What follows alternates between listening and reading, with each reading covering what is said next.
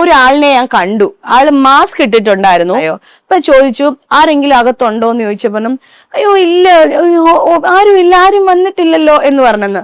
അപ്പൊ ഇവര് ഡോർ ഇച്ചിരി ഒന്ന് തള്ളി തുറന്നിട്ട് ചോദിച്ചു. അപ്പൊ അവര് തന്നെ അന്തം വിടും, ആരാ ഇവിടെ കയറിയെന്ന് നമുക്ക് അറിയില്ല, മുഖംമൂടിയും വെച്ചിട്ടുണ്ട്, മുഖംമൂടിയല്ല മാസ്കും വെച്ചിട്ടുണ്ട്. അങ്ങനെ അത് പിന്നെ ഇങ്ങനെ നോക്കുമ്പോഴത്തേന് ഈ പുള്ളി കട്ടിലയിൽ ഇരിക്കുക, ഈ മനുഷ്യൻ. ഹസന് ഞാൻ മദ്യം വാങ്ങി കൊടുത്തിട്ടുണ്ട്. അങ്ങനെ അൻസിബിനെയും കാമുകനെയും വളരെ മോശം സാഹചര്യത്തിൽ കണ്ടു എന്നും പറഞ്ഞുകൊണ്ട് ലക്ഷ്മിപ്രിയ വീണ്ടും രംഗത്ത് വന്നിരിക്കുകയാണ് സുഹൃത്തുക്കളെ. അൻസിബയ്ക്കെതിരെ ലക്ഷ്മിപ്രിയയിൽ നിന്നും നമ്മൾ ഇതുവരെ കേട്ട ആരോപണങ്ങളെല്ലാം ചെറുത്. ഇനി നമ്മൾ കേൾക്കാൻ പോകുന്നതാണ് മക്കളെ മെഗാ ഐറ്റം. തന്റെ അവനായിലെ അവസാനത്തെ അസ്ത്രം കൊണ്ടാണ് ഇത്തവണത്തെ ലക്ഷ്മിപ്രിയന്റെ വരവെന്ന് പറയുന്നത്. ഇത് മിക്കവാറും വൻ രീതിയിൽ പ്രശ്നമാകാനുള്ള എല്ലാ സാധ്യതയും ഞാൻ കാണുന്നുണ്ട്. സംഭവം ഈ പറയുന്ന ലക്ഷ്മിപ്രിയ ഇന്നലെ ക്യാൻ ചാനൽ മീഡിയ എന്ന് പറയുന്ന ചാനലിന് ഒരു ഇന്റർവ്യൂ കൊടുത്തിട്ടുണ്ടായിരുന്നു. ആ ഇന്റർവ്യൂവിന്റെ അവസാന ഭാഗത്താണ് അൻസിബയ്ക്കെതിരെ ചില ഗുരുതരമായിട്ടുള്ള ആരോപണങ്ങൾ ലക്ഷ്മിപ്രിയ മുന്നോട്ട് വെക്കുന്നത്. ഏകദേശം ഒരു 54 മിനിറ്റോളം നീണ്ടു നിൽക്കുന്ന ഒരു ഇന്റർവ്യൂ ആണ് ഇത് കേട്ടോ. ഈ ഇന്റർവ്യൂവിന്റെ തുടക്കത്തിൽ എന്തുകൊണ്ട് അമ്മ സംഘടനയുടെ വൈസ് പ്രസിഡന്റ് സ്ഥാനം താൻ രാജിവെച്ചു എന്നുള്ള ഒരു എക്സ്പ്ലനേഷൻ ഈ പറഞ്ഞ ലക്ഷ്മിപ്രിയ നൽകുന്നുണ്ട്. അതുപോലെ തന്നെ നിലവിലെ അമ്മ സംഘടനയുമായി ബന്ധപ്പെട്ടുള്ള തർക്കത്തിൽ തന്റെ വേർഷൻസും ലക്ഷ്മിപ്രിയ സംസാരിക്കുന്നുണ്ട്. അത് കഴിഞ്ഞ് നിലവിൽ താനും അൻസിബയുമായി ബന്ധപ്പെട്ട് നടക്കുന്ന കേസിനെ കുറിച്ച് ഈ പറയുന്ന ലക്ഷ്മിപ്രിയ സംസാരിക്കുന്നുണ്ട്. ആ കേസ് എന്താണെന്നുള്ള എല്ലാവർക്കും അറിയാമല്ലോ. മുമ്പ് ഏതോ ഒരു ദിവസം ഈ പറയുന്ന അൻസിബ ലക്ഷ്മിപ്രിയന്റെ ഫോണിലേക്ക് ഒരു മോശം സന്ദേശം അയക്കുകയും ആ സന്ദേശം കണ്ട് ലക്ഷ്മിപ്രിയയുടെ ഭർത്താവിന് ഡൗട്ട് അടിക്കുകയും കുടുംബബന്ധം തെറ്റുന്ന ഒരു സാഹചര്യത്തിലേക്ക് എത്തുകയും അങ്ങനെ ഒരു സാഹചര്യം വന്നപ്പോൾ ഈ പറഞ്ഞ ലക്ഷ്മിപ്രിയ അൻസിബയ്ക്കെതിരെ പോലീസിൽ കൊണ്ടുപോയി പരാതി കൊടുത്തിട്ടുണ്ടായിരുന്നു. ആ പരാതിയുടെ അടിസ്ഥാനത്തിൽ അൻസിബിനെ പോലീസ് സ്റ്റേഷനിൽ വിളിച്ച് ടോർച്ചർ ചെയ്തിട്ടുണ്ടായിരുന്നു. ഇതുമായി ബന്ധപ്പെട്ട് അൻസിബ അമ്മ സംഘടനയിൽ പരാതി നൽകുകയും പ്രത്യേകിച്ച് നടപടിയൊന്നും ഉണ്ടാകാതിരിക്കുകയും ചെയ്ത സാഹചര്യത്തിൽ അൻസിബ് എന്ത് ചെയ്തു? ഈ കാര്യങ്ങൾ മാധ്യമങ്ങളിൽ വന്ന് സംസാരിച്ചു. അങ്ങനെയുള്ള വിഷയം സോഷ്യൽ മീഡിയയിൽ അടക്കം ടേക്കപ്പ് ആവുന്നത്. അപ്പോൾ ഇങ്ങനെ ഒരു സാഹചര്യത്തിൽ എന്ത് മോശം മെസ്സേജ് ആണ് തന്റെ ഫോണിലേക്ക് അൻസിബ് അയച്ചത് എന്നുള്ള കാര്യം ഈ പറയുന്ന ലക്ഷ്മിപ്രിയ വെളിപ്പെടുത്തുന്നുണ്ട്. നമുക്ക് അതിനെ കുറിച്ച് അവസാനം ചർച്ച ചെയ്യാം. അതിനേക്കാളും പ്രാധാന്യമുള്ള ഒരു കാര്യം അതിനു മുമ്പ് ചർച്ച ചെയ്യേണ്ടത് അത് മറ്റൊന്നുമല്ല, ലക്ഷ്മിപ്രിയ അൻസിബയ്ക്കെതിരെ വെച്ച പുതിയൊരു അലിഗേഷൻ ആണ്. നമുക്ക് ആ അലിഗേഷനെ കുറിച്ച് തന്നെ കാര്യമായി ചർച്ച ചെയ്യാം. സംഭവം മറ്റൊന്നുമല്ല, കുറച്ച് മാസങ്ങൾക്ക് മുമ്പ് ഈ പറഞ്ഞ അൻസിബയും ലക്ഷ്മിപ്രിയയും ഒരുമിച്ച് ചെയ്ത ഒരു സിനിമയിൽ അഭിനയിച്ചിട്ടുണ്ടായിരുന്നു എന്നാണ് ലക്ഷ്മിപ്രിയ പറയുന്നത് കേട്ടോ. ഏതാണ് ആ സിനിമ എന്നൊന്നും അറിയില്ല, അത് ലക്ഷ്മിപ്രിയ പറയുന്നുമില്ല. എന്തായാലും ആ സിനിമയുടെ ഷൂട്ടിങ്ങിന്റെ ഭാഗമായിട്ട് ഇവർ തിരുവനന്തപുരത്തുള്ള ചിറയൻകീഴിൽ പോവുകയും അങ്ങനെ അവരവിടെ എത്തിയപ്പോൾ ഷൂട്ടിംഗ് പോസ്റ്റ്പോണ്ട് ആവുകയും അങ്ങനെ ആയപ്പോൾ ഈ പറയുന്ന അൻസിബക്കും ലക്ഷ്മിപ്രിയക്കും അവിടെ റൂം എടുത്ത് തങ്ങുകയും ചെയ്യേണ്ട ഒരു സാഹചര്യം വന്നു. സിനിമയുടെ ആൾക്കാർ തന്നെയാണ് ഹോട്ടലും റൂമൊക്കെ സെറ്റാക്കി കൊടുത്തത്. എന്തായാലും അങ്ങനെ റൂം എടുത്ത് തങ്ങിയ സാഹചര്യത്തിൽ ഈ പറയുന്ന അൻസിബ തന്റെ കാമുകനെ റൂമിലേക്ക് വിളിപ്പിച്ചു. അവസാനം കാമുകൻ അങ്ങോട്ട് വന്ന് അവിടെ വൻ രീതിയിൽ പ്രശ്നങ്ങളൊക്കെ ഉണ്ടായി എന്നുള്ള രീതിയിൽ ലക്ഷ്മിപ്രിയ സംസാരിച്ചു വെക്കുന്നുണ്ട്. ഒരു തരം അൻസിബ മറ്റേ പെണ്ണാണെന്നുള്ള രീതി. എന്നാലും ഇതുമായി ബന്ധപ്പെട്ട് ലക്ഷ്മിപ്രിയ പറയുന്ന കാര്യങ്ങൾ നമുക്കൊന്ന് കേട്ടോക്കാം. നേരത്തെ പറഞ്ഞൊരു പിന്നെ സിനിമയുടെ യാത്ര പോയിരുന്നു, തിരുവനന്തപുരത്താണ്, ചിറയൻകീഴോട്ടാണെന്നാണ്, കിടക്കാച്ചി അളിയനെന്നാണെന്ന് തോന്നുന്നു. അതെ, എനിക്ക് തോന്നുന്നു അവിടെ ഒരു വലിയ വിഷയം ഉണ്ടായി. അതൊരു പ്രൊഡക്ഷൻ സൈഡിൽ നിന്ന് ഞാൻ അറിഞ്ഞ ഒരു വിഷയമാണ്. പക്ഷേ ഈ പിന്നെ അവസരത്ത് അവർക്ക് റൂം കൊടുക്കില്ല എന്നുള്ള രീതിയിൽ ഇത്രയും ശത്രുത അല്ലെങ്കിൽ ഈ ഒരു ശത്രുത വരാൻ കാരണം അങ്ങനെ എന്തെങ്കിലും വിഷയങ്ങളിൽ നിങ്ങൾ ഇടപെട്ടിട്ടുണ്ട്?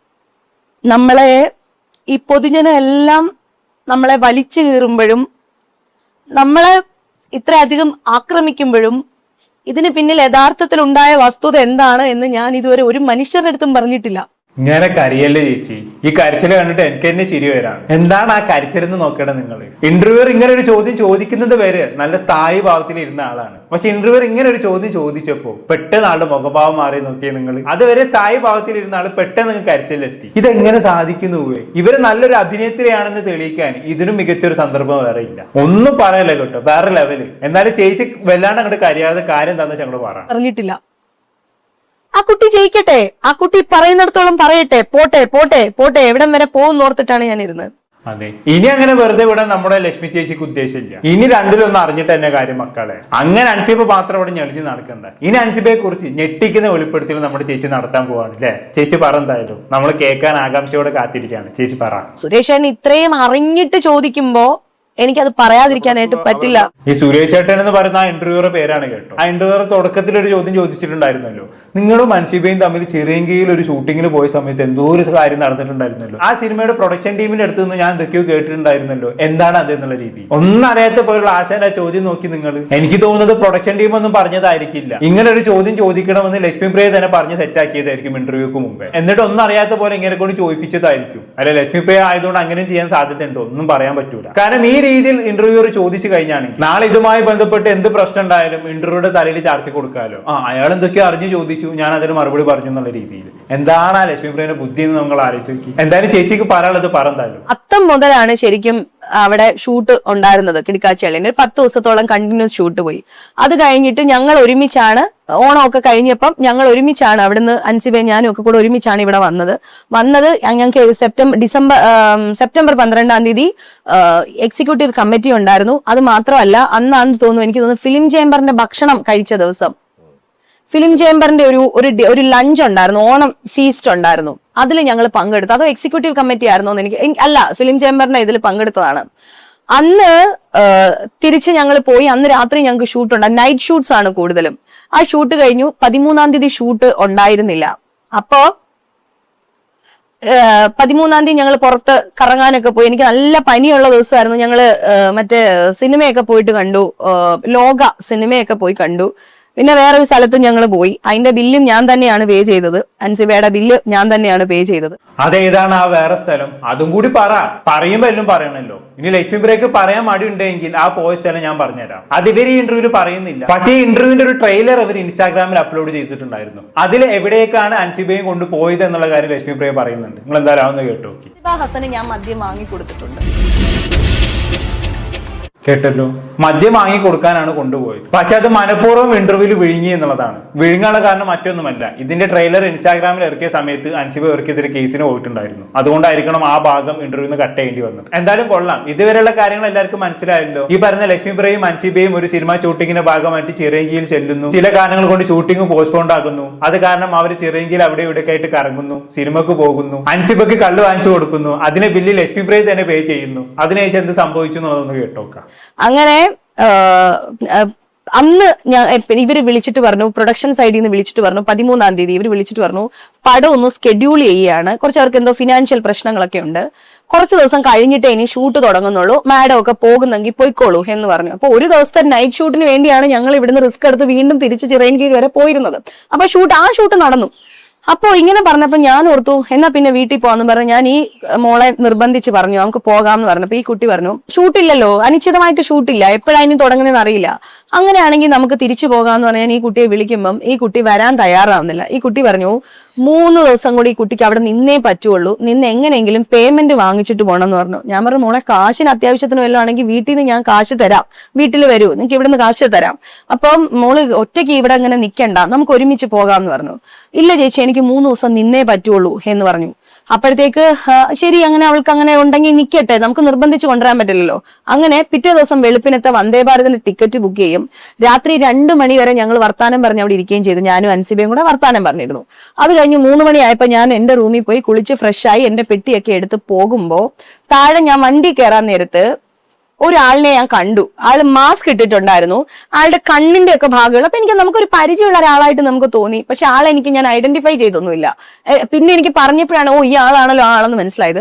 ഈ ആളെ ഞാൻ ജസ്റ്റ് കണ്ടതേ ഉള്ളൂ, കാരണം രാത്രിയല്ലേ, ആ സമയമല്ലേ, ജസ്റ്റ് ഈ നമ്മുടെ വണ്ടി ഓണായ ഇതിലാണ് കാണുന്നത്. എന്തായാലേ ആ ആള് വന്ന ഒരു കറക്റ്റ് ടൈമിംഗ് നോക്കണേ നിങ്ങൾ. ലക്ഷ്മിബ്രേ റൂമിൽ നിന്ന് വെക്കേറ്റ് ഇറങ്ങുന്ന അതേ സമയത്ത് തന്നെ ആ വ്യക്തി അൻസിബിന്റെ റൂമിലേക്ക് കയറി ചെന്നു എന്നുള്ളതാണ്. എന്താണ് ആ ടൈമിംഗ് എന്ന് നോക്കണേ നിങ്ങൾ. അൻസിബിന്റെ കള്ളക്കാമുകിനെ കുറിച്ചാണ് ലക്ഷ്മിബ്രേ ഇപ്പൊ പറഞ്ഞു വരുന്നത്. ഷൂട്ടിംഗ് എല്ലാം മുടങ്ങി അടുത്ത ദിവസം രാവിലെ തന്നെ താൻ വീട്ടിലേക്ക് തിരിച്ചു പോകാമെന്നായി ലക്ഷ്മിപ്രിയക്ക്. എന്നാൽ അൻസിബക്കാണെങ്കിലും 3 ദിവസം അവിടെ തങ്ങണമെന്നായി. അങ്ങനെ ലക്ഷ്മിപ്രിയ എന്താക്കി, അന്ന് രാത്രി അവിടെ ഹോട്ടലിൽ റൂം എടുത്ത് തങ്ങി അടുത്ത ദിവസം പോകാമെന്നായി. രണ്ടുപേരും ഒരേ ഹോട്ടലിൽ ഒരു അപ്പാർട്ട്മെന്റിലാണ് 2 റൂം എടുത്തിട്ടുള്ളത്. എന്തായാലും അങ്ങനെ എല്ലാം കഴിഞ്ഞ് റൂം വെക്കേറ്റ് ചെയ്യുന്ന സാഹചര്യത്തിൽ കൃത്യം ലക്ഷ്മിപ്രിയ ഇറങ്ങുമ്പോൾ തന്നെ അൻസിബിന്റെ കള്ളക്കാമുകൻ അങ്ങോട്ട് കയറി വരികയാണ് സുഹൃത്തുക്കളെ. അത് എന്തിനാണെന്നുള്ളത് ഞാൻ ആർക്കും പ്രത്യേകിച്ച് പറയേണ്ട ആവശ്യമില്ല. നമുക്ക് എന്തായാലും ലക്ഷ്മിപ്രിയ തന്നെ ബാക്കി പറഞ്ഞ കേട്ടോക്കാം. അങ്ങനെ തിരുവനന്തപുരത്ത് റെയിൽവേ സ്റ്റേഷനിൽ പോന്നു, വന്ദേ ഭാരത് ട്രെയിനിൽ കയറി ഞാൻ ഇവിടെ എത്തുന്നു.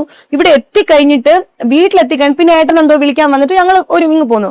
പിന്നെ ഞാൻ നോക്കുമ്പോൾ 100 കണക്കിന് മിസ്ഡ് കോൾസ് എന്റെ ഫോണിൽ കിടക്കുകയാണ്. എനിക്ക് ഭയങ്കര വെപ്രാളായിട്ട്. ഒന്ന് ഞങ്ങളുടെ ഈ പ്രൊഡ്യൂസർ രതീഷ് സണ്ണി എന്ന് പറഞ്ഞ കോ പ്രൊഡ്യൂസർ, അതുകൂടാതെ ആ സെറ്റിലുള്ള production controller Rajesh Neyyattinkara, Sajith production manager Sajith, അങ്ങനെ ഒരുപാട് പേര്. പിന്നെ ഞങ്ങളുടെ ഹോട്ടലിന്റെ ഓണർ സജീർ എന്ന് പറഞ്ഞ സാറ്, പിന്നെ ഹോട്ടലിന്റെ മാനേജർ ഒരു പയ്യൻ, അതുപോലെ ഷീബ എന്ന് പറഞ്ഞ കെയർ ടേക്കർ, ഇങ്ങനെ കോൾ ലിസ്റ്റ് കിടക്കുക. അക്ഷരാർത്ഥത്തിൽ ഞാൻ പേടിച്ചു പോയി കേട്ടോ. അപ്പൊ ഞാൻ ജയിച്ചേട്ടൻ വന്ന് വണ്ടി കയറി ഇരുന്നിട്ടാണ് ഞാൻ തിരിച്ചു വിളിക്കുന്നത്. അപ്പൊ ആദ്യത്തെ കോൾ ഷീബ എന്ന് പറഞ്ഞ ചേച്ചിയുടെ കോൾ ലിസ്റ്റ് ആണ്. അതിലേക്ക് ഞാൻ വിളിക്കുന്നു. വിളിച്ചപ്പം എന്റെ അടുത്ത് പറയുന്നത് ലക്ഷ്മി മാഡം റൂം, ഞങ്ങൾക്ക് അവിടെ അപ്പാർട്ട്മെന്റ് ഹോട്ടലാണ്, 2 റൂമും ഹാളും കിച്ചനുമായിട്ട് അപ്പാർട്ട്മെന്റ് ഹോട്ടലാണ്. അപ്പൊ അതിൽ ഒരു റൂമിൽ ഞാൻ, ഒരു റൂമിൽ അൻസിബ, ഇങ്ങനെയാണ് താമസിക്കുന്നത്. അപ്പം ലക്ഷ്മി മാഡം ഇറങ്ങിയ ഉടനെ 4 മണിക്ക് ഷാർപ്പ് ലക്ഷ്മി മാഡം ഇറങ്ങിയ ഉടനെ ഒരാള് മാസ്ക് ഇട്ട ഒരാള് ഈ റൂമിലേക്ക് കയറി. അൻസിബ മാഡം വന്ന് ഡോറ് തുറന്നു കൊടുത്തു, അകത്തേക്ക് കയറി. ഇത് CCTV കണ്ടു എന്ന് പറഞ്ഞു, സാറ് കണ്ടു എന്ന്. അതായത് നൈറ്റില് വോയിസ് കമാൻഡിങ് അവിടെ നൈറ്റിൽ ഇത് മോണിറ്റർ ചെയ്യുന്നത് ദുബായിൽ ഇരുന്നിട്ട് സജീർ എന്ന് പറഞ്ഞ ഈ റിവേര റെസിഡൻസിയുടെ ഉടമസ്ഥനാണ് ഇത് മോണിറ്റർ ചെയ്യുന്നത്. അപ്പൊ പുള്ളി പറയും, ഇതേ ചാവി അവിടെ വെച്ചിട്ടുണ്ട് മാഡം, മാഡത്തിന്റെ ഫുഡ് അവിടെ ഇരിക്കുന്നു. വോയിസ് കമാൻഡിങ് നമ്മൾ ആശരീരി കേൾക്കുന്ന പോലെ ഉണ്ടാവും. അപ്പൊ ഇദ്ദേഹം ഇത് കണ്ടു. ഇദ്ദേഹം കണ്ടിട്ട് ഇദ്ദേഹം വിചാരിക്കുന്നത്, ഇദ്ദേഹം അറിയാണ്ട്, അതായത് പിന്നെ ഹോട്ടൽ മാനേജർ അറിയാണ്ട് സിനിമയുടെ പ്രൊഡക്ഷനിലുള്ള ആരോ ഇവിടെ ഈ റൂമിലേക്ക്, ഞാൻ വെക്കേറ്റ് ആയ റൂമിലേക്ക് ആരെയോ അക്കോമഡേറ്റ് ചെയ്തു എന്നാണ് ഇദ്ദേഹം വിചാരിക്കുന്നത്. അപ്പോ ഇദ്ദേഹം എന്ത് ചെയ്തു, ഈ വെളുപ്പിനെ തന്നെ ഈ മാനേജേഴ്സിനെ വിളിക്കുന്നു. മാനേജേഴ്സ് അറിയുന്നു ഞങ്ങൾക്കറിയില്ല, ഇങ്ങനെ ഒരാൾ വന്നിട്ട് ഞങ്ങൾക്കറിയില്ല. ഉടനെ പിന്നെ ഇതിന്റെ പ്രൊഡ്യൂസറെ വിളിക്കുന്നു, കോ പ്രൊഡ്യൂസേഴ്സിനെ വിളിക്കുന്നു. അങ്ങോട്ട് ആകെ മൊത്തം ഒരു ബഹളമായി. അതെ, ഇതൊക്കെ നടക്കുന്ന സമയം എപ്പോഴാണെന്ന് അറിയോ? രാത്രി 4 മണിക്കും 6 മണിക്കും ഇടയിൽ. അന്നേരം ഹോട്ടലിലെ മുതലാളി അങ്ങ് ദുബായിൽ ഇരുന്നുകൊണ്ട് ഹോട്ടലിൽ CCTV ചെക്ക് ചെയ്തുകൊണ്ടിരിക്കുകയായിരുന്നു എന്നാണ് ലക്ഷ്മി പ്രിയ പറയുന്നത്.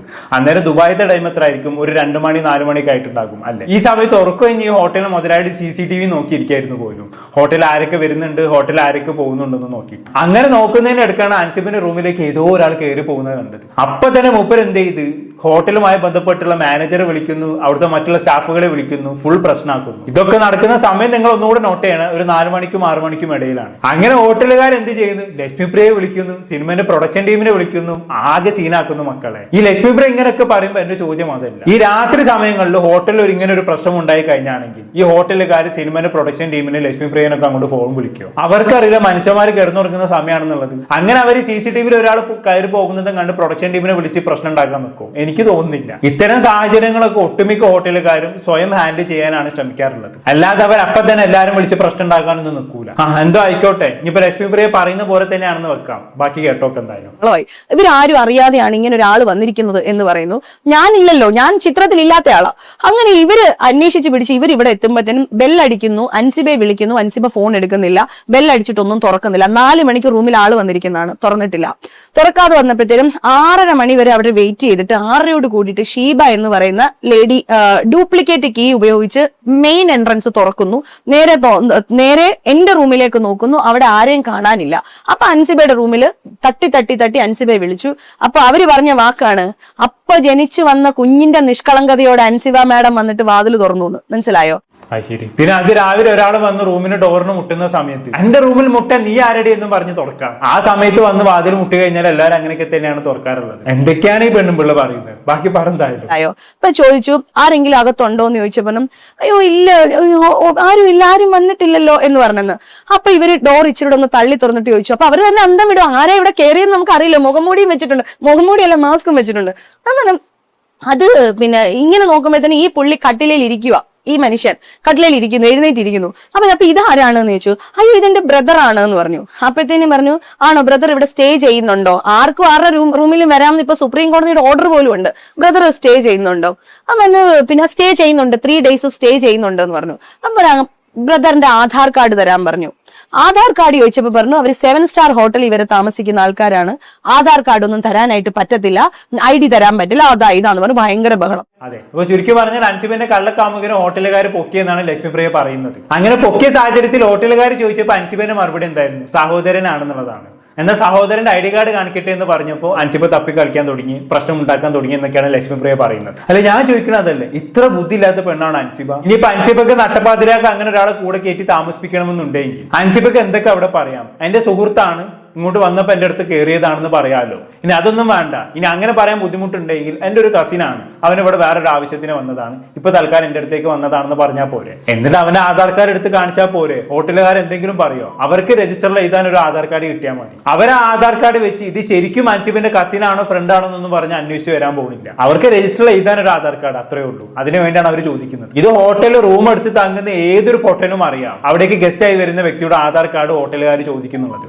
അത്ര പോലും ബുദ്ധിയില്ലാത്ത ആളാണോ അൻസിബ എന്നാണ് ലക്ഷ്മി പ്രിയ പറഞ്ഞു വരുന്നത്. എനിക്ക് അങ്ങോട്ട് മനസ്സിലാവുന്നില്ല. നിങ്ങൾ ആരെയാണ് ലക്ഷ്മി പ്രിയ പൊട്ടന്മാരാക്കാൻ നോക്കുന്നത്? നിങ്ങൾ എന്ത് പറഞ്ഞാലും വിശ്വസിക്കാൻ ചിലപ്പോൾ കുറച്ച് ആൾക്കാരുണ്ടാവും, അവരോട് പോയി പറതൊക്കെ. അല്ലാതെ ഇന്റർവ്യൂവിൽ വന്നിരുന്ന് പൊട്ടത്തരം വിളമ്പാൻ നിൽക്കരുത്. അൻസിബ നട്ടപ്പാതിരാക്ക് ഒരുത്തന്നെ റൂമിലേക്ക് വിളിച്ച് കയറ്റി, അത് ഹോട്ടലുകാർ പിടിച്ചു, അങ്ങനെ ആധാർ കാർഡ് ചോദിച്ചപ്പോൾ അവരവിടെ പ്രശ്നം ഉണ്ടാക്കി നോക്കി. എന്തായാലും ബാക്കി പറ.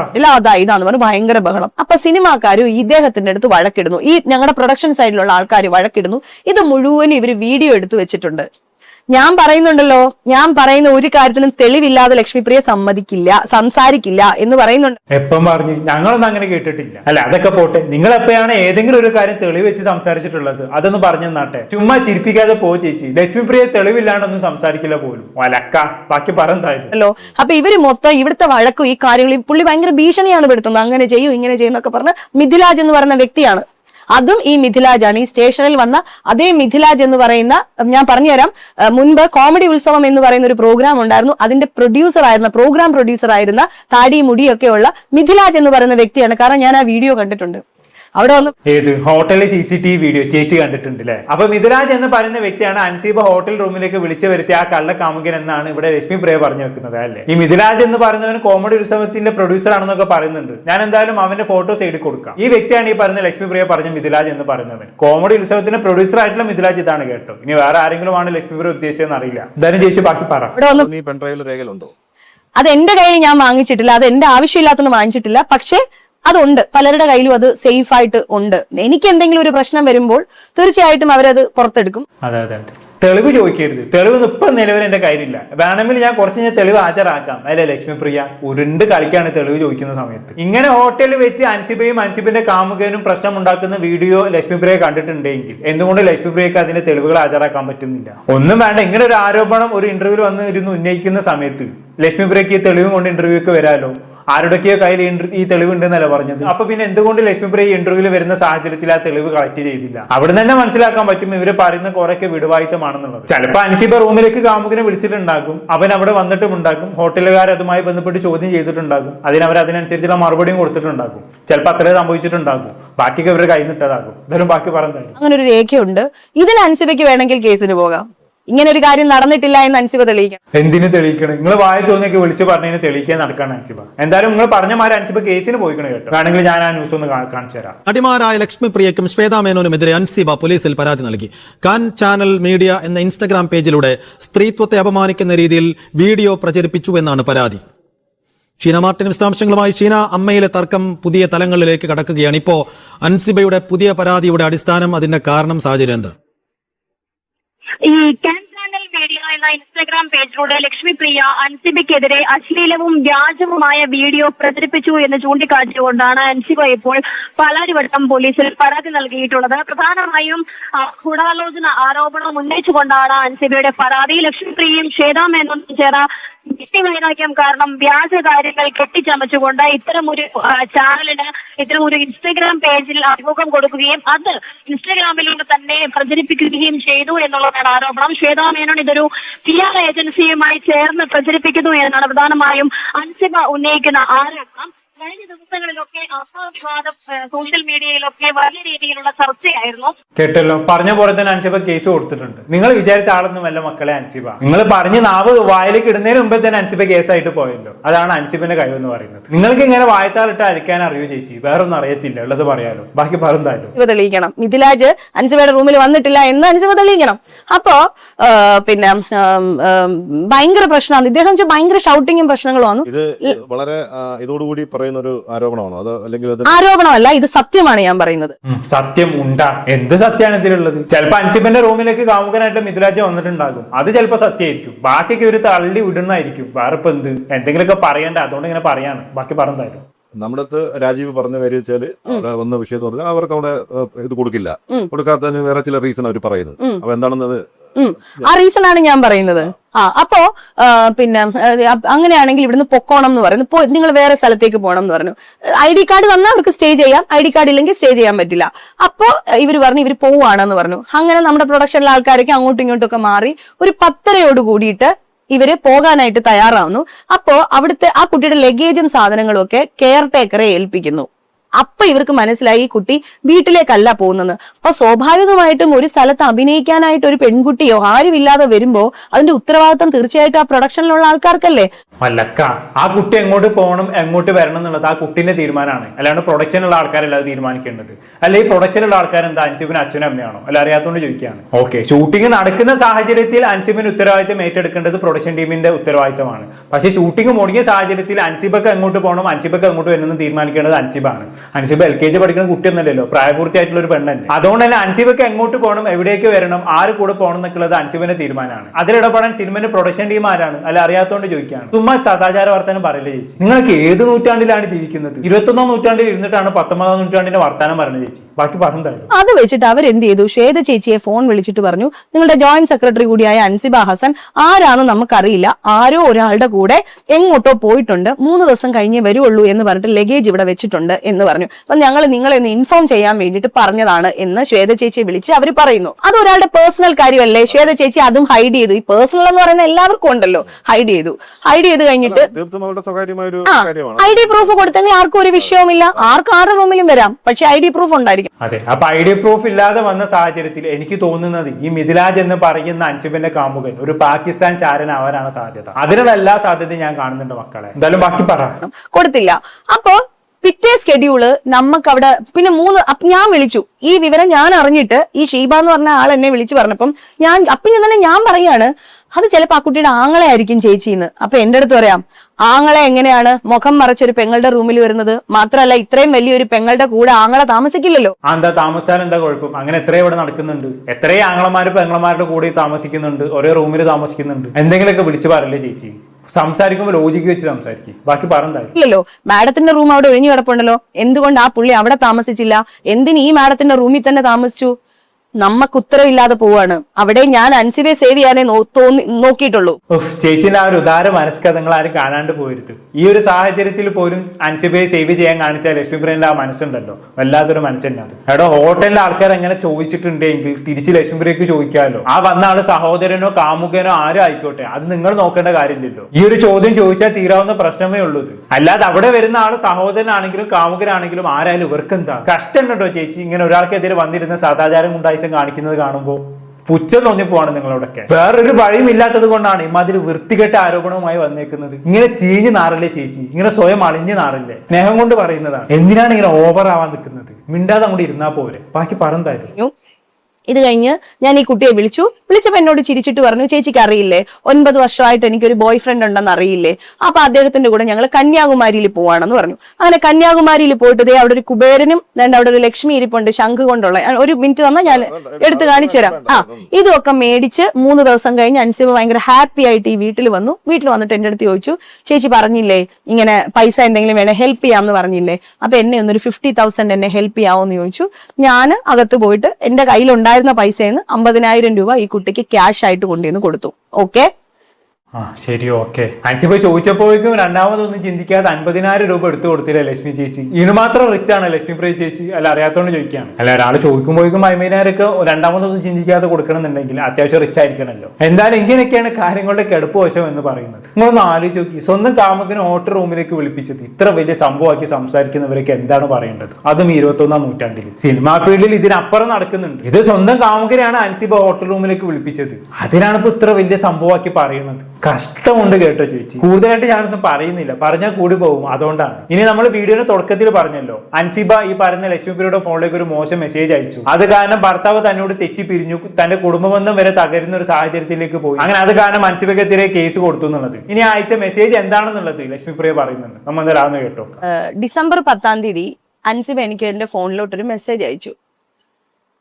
എനിക്കത് അത്ര നല്ലൊരു മെസ്സേജ് ആയിട്ട് തോന്നിയില്ല, ഒരു നല്ല സെൻസ് ആയിട്ടും എനിക്ക് തോന്നിയില്ല. മെസ്സേജ് എന്ന് പറഞ്ഞാൽ ഇത്രേ ഉള്ളൂ, ലക്ഷ്മി ചേച്ചി ദുബായിൽ പോയപ്പോൾ എന്തെങ്കിലും ഫോട്ടോ എടുത്തിരുന്നോ? എന്റെ ഫ്രണ്ട് RJ സംസാരിച്ചപ്പോൾ ചേച്ചിയുടെ എന്തോ ഒരു ഫോട്ടോയെ പറ്റി പറഞ്ഞു. ഇത്രയുള്ള മെസ്സേജ്. ശരി, ഈ ഒരു മെസ്സേജ് കണ്ടിട്ടാണ് നിങ്ങളുടെ ഭർത്താവ് നിങ്ങളോട് പിണങ്ങിയത് ലക്ഷ്മിപ്രിയ?